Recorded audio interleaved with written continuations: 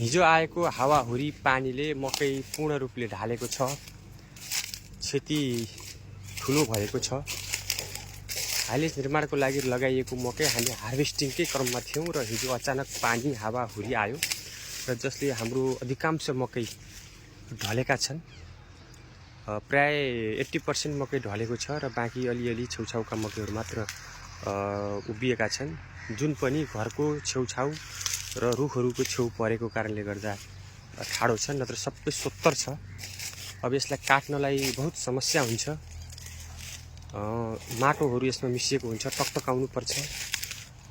यस्तो बिजोग अवस्था छ।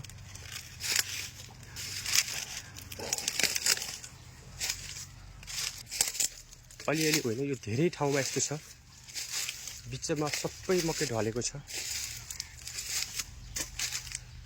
अब यसरी काट्ने बेला, हार्भेस्टिङको बेलाको मकै यसरी ढल्नु यो ठुलो क्षति हो। कुनै पनि प्रायः सबै ढलेकै छन्। अब ढले पनि हामीले यसलाई हार्भेस्टिङको प्रक्रिया सुरु गरिसकेका छौँ।